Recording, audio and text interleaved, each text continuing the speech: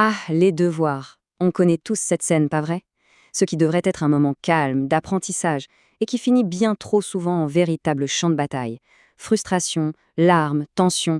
Si ce scénario vous semble familier, alors ce qui suit va certainement vous parler. On va se poser la question que tout parent s'est posée un jour, souvent au bord de la crise de nerfs d'ailleurs, mais pourquoi est-ce que c'est si compliqué? Qu'est-ce qui se passe vraiment dans la tête d'un enfant à ce moment précis? Le film est presque toujours le même, n'est-ce pas? On s'installe, tout a l'air de bien commencer, et puis, très vite, les choses se gâtent, on sent la tension qui monte, l'enfant se bloque, et la session se termine dans une frustration générale, pour tout le monde. C'est un cycle vraiment épuisant.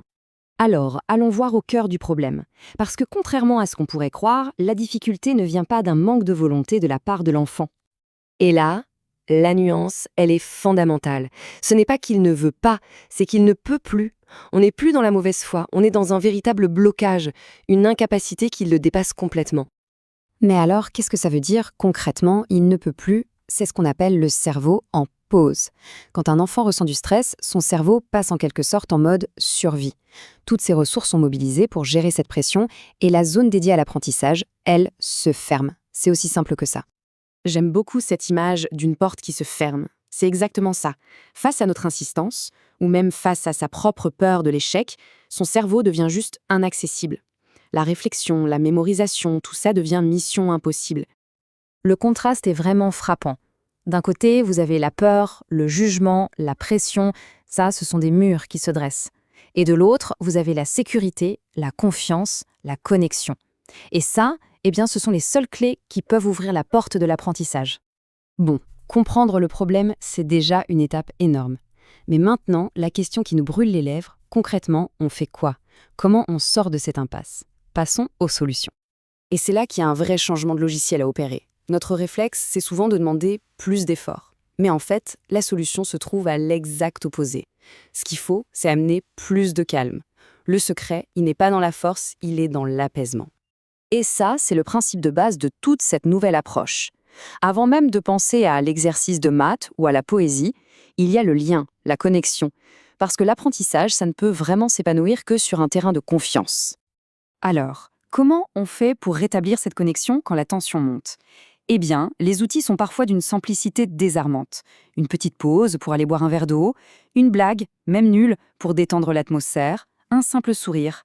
Ces toutes petites actions peuvent suffire à tout désamorcer.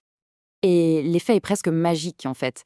En recréant ce climat de sécurité, on permet au cerveau de sortir de son mode pause. Et cette fameuse porte de l'apprentissage peut enfin s'entrouvrir à nouveau. Voilà un autre changement de regard qui est super important. L'objectif des devoirs, ça ne devrait pas être de performer, de réussir à tout prix. L'objectif, c'est d'explorer, de découvrir, de chercher, de se tromper. C'est seulement quand on se sent libre d'essayer qu'on ose et qu'on finit par comprendre.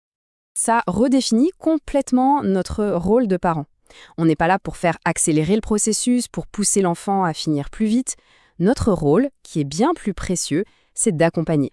D'être là, à côté, comme un guide bienveillant qui respecte son rythme. Les mots qu'on utilise ont un pouvoir immense.